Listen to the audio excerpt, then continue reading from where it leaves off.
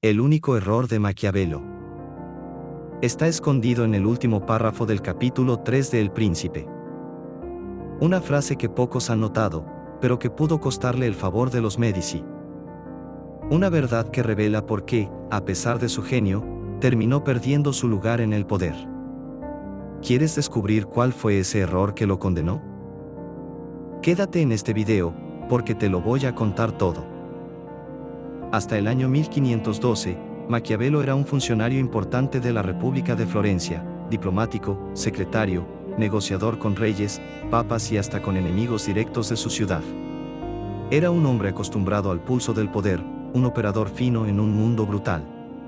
Pero los Medici regresan al poder ese año con el respaldo militar y económico de España, tumban la república que lo había contratado y, con ella, toda la estructura política donde él era indispensable.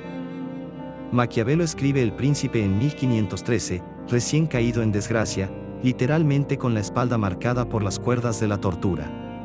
Los Medici vuelven a gobernar Florencia, lo despiden como si fuera un sirviente prescindible, lo acusan de conspirar, lo encarcelan, lo torturan. Luego, lo liberan, sí, pero lo mandan a su campo, aislado, sin sueldo, sin contactos, sin influencia y con un futuro político que parecía muerto. Desde ahí, desde esa sensación de destierro interior, decide escribir El Príncipe como un manual de poder pensado para demostrar que aún era útil. Se lo dedica a Lorenzo de Medici con la esperanza de recuperar un puesto, de ser llamado de vuelta al tablero. Nunca ocurrió. Y mientras él redactaba, Italia ardía, invasiones francesas, ambiciones españolas, traiciones internas, señores enfrentados y repúblicas rotas. El libro nace así, no como un tratado teórico, sino como el rugido de un hombre que ha visto cómo se gana y se pierde un estado en cuestión de semanas. Siempre me ha intrigado cómo el hombre más estratégico de su tiempo no logró su propio cometido. Releyendo por enésima vez El Príncipe, he encontrado en su capítulo 3 lo que quizás sea su peor y único error. Un movimiento que no alcanzó a ver y que definió su derrota. Así pues, no cometas el único error del gran maestro. En su capítulo 3, titulado De los Principados Mixtos, Maquiavelo habla de estados nuevos o de aquellos a los que se les agrega una facción distinta.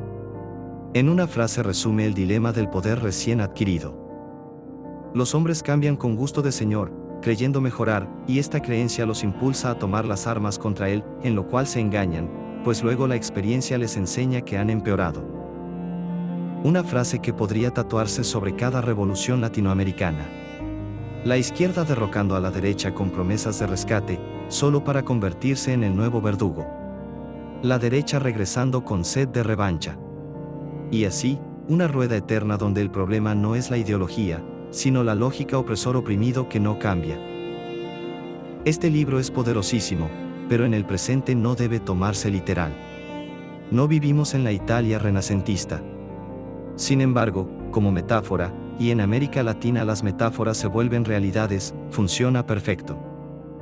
La izquierda tiene discursos bonitos, la derecha tiene garras conocidas, pero nadie con un mínimo de sagacidad debería esperar que una clase política venga a salvarlo.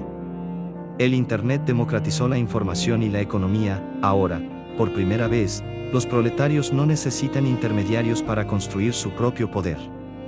El que sigue esperando a un salvador, simplemente renuncia a sí mismo.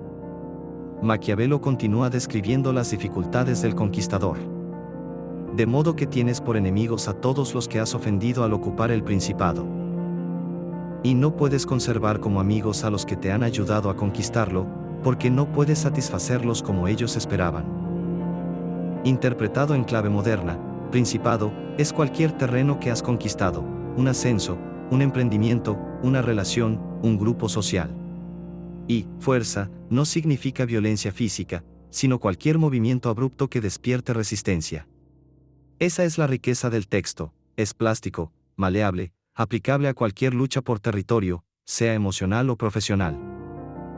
Maquiavelo afirma que es mejor fundar colonias que ocupar militarmente. Lo segundo genera odio, lo primero crea una deuda silenciosa. Una colonia, en metáfora contemporánea, es un movimiento pequeño pero decisivo, ascender a alguien clave, ganarse la voluntad de un familiar influyente, meter un troyano social que te abra puertas sin causar resentimiento. La ocupación militar hoy sería imponer un cambio brusco, recortar personal sin estrategia, conquistar una relación a empujones, irrumpir en un equipo nuevo queriendo mandar desde el primer día. Todo eso provoca venganza. Las colonias, en cambio, crean alianzas útiles. Volviendo al capítulo 3, Maquiavelo explica por qué el rey francés perdió sus territorios italianos. Luis cometió, pues, 5 faltas. Aniquiló a los débiles. Aumentó el poder de un poderoso de Italia. Introdujo en ella a un extranjero más poderoso aún. No se estableció en el territorio conquistado. Y no fundó colonias. Y, sin embargo, estas faltas, por lo menos en vida de él, podían no haber traído consecuencias desastrosas si no hubiese cometido la sexta, la de despojar de su estado a los venecianos. Así pues, el rey Luis de Francia tenía un desorden. Un caos interno que prefirió ignorar, intentando postergarlo para evitar una guerra. Y como observa Maquiavelo, para evitar una guerra nunca se debe dejar que un desorden siga su curso, porque no se la evita, sino se la posterga en perjuicio propio. Y finalmente perdió lo que había conquistado. Ese desorden, que parecía manejable en el corto plazo, terminó convirtiéndose en la grieta por donde se desangró todo su proyecto político. Y es que en política, al igual que en la vida práctica, lo que se deja crecer termina reclamando su precio. Nada queda impune, especialmente cuando se trata del poder. Maquiavelo concluye que el rey Luis perdió el territorio italiano conquistado por compartir Nápoles con España, hacer fuerte a la Iglesia con la conquista de la Romaña, y finalmente por causar la ruina de los venecianos, que fueron sus socios en el inicio de la conquista. Y es entonces cuando Maquiavelo suelta la frase que lo hizo incurrir en su único error. Una línea que suena más a confesión involuntaria que a observación histórica, y que, paradójicamente, brilla por ser demasiado honesta. Después de haber contribuido a crear la grandeza de la Iglesia y de España en Italia, Francia fue arruinada por ellas. De lo cual se infiere una regla general que rara vez o nunca falla, que el que ayuda a otro a hacerse poderoso causa su propia ruina. Porque es natural que el que se ha vuelto poderoso recele de la misma astucia o de la misma fuerza gracias a las cuales se lo ha ayudado. Silencio. Piénsenlo. El que ayuda a otro a hacerse poderoso causa su propia ruina. Porque es natural que el que se ha vuelto poderoso recele de la misma astucia o de la misma fuerza gracias a las cuales se lo ha ayudado. Es un eco que retumba en cualquier época. Una frase que revela más de Maquiavelo que del rey francés. Su propia sombra proyectada sobre su análisis político. Porque Maquiavelo escribe El Príncipe queriendo ganarse el favor de Lorenzo de Médici para volver a su rol político, pero se vende como, y en efecto lo era, un hombre astuto. Un estratega de alto calibre. Y esa misma astucia que le permitía entender el poder y ser un maestro de los poderosos fue lo mismo que le pudo granjear la desconfianza de los Médici. Al final, la pregunta incómoda cae por su propio peso: ¿tendrías entre tus filas a un genio que trabajó con el enemigo? Es como contratar a un hacker brillante para cuidar tu sistema, sabiendo que fue él mismo quien antes lo vulneró. Es un riesgo, y los poderosos odian los riesgos. Por tanto, Maquiavelo violó 3 leyes propuestas por Robert Greene en su obra Las 48 leyes del poder. Primero, la ley 1, nunca le haga sombra a su amo, pues a quien aspiraba a convertir en su nuevo amo era eclipsado por la magnitud de su genialidad, por su capacidad de análisis, por su experiencia diplomática. Maquiavelo brillaba demasiado para un contexto donde el brillo ajeno incomodaba. La ley 3, disimule sus intenciones, y él no lo hizo. Fue demasiado evidente su urgencia por volver al protagonismo político al dedicar su obra a Lorenzo de Médici. El libro entero era, en esencia, una solicitud de empleo disfrazada de tratado político.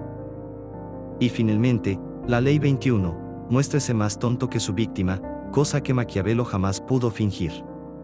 Se mostró más experimentado, más inteligente, más consciente de los mecanismos del poder que su propio posible amo.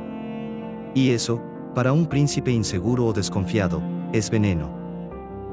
Por su parte, Lorenzo de Médici solo tuvo que hacer caso a la propia observancia de Maquiavelo, no dejar que un extranjero más poderoso entre a tu territorio. Y si bien no era un extranjero por natalicio, sí lo era políticamente, porque había servido a la república que expulsó a los Médici. Era, para ellos, el hombre del régimen anterior. Un cerebro brillante, pero del bando equivocado. Y ningún poder consolidado quiere un consejero que, en teoría, podría entender demasiado. Por tanto, ahora que conoces el único error que cometió Maquiavelo, evita tener su mismo destino. No subestimes cómo te perciben los poderosos y no olvides que la astucia, mal medida, puede volverse un arma de doble filo. El maestro cayó por su propia lucidez. Si te gustó el video dale like, comparte y no olvides suscribirte. Como siempre, nos vemos en el próximo movimiento.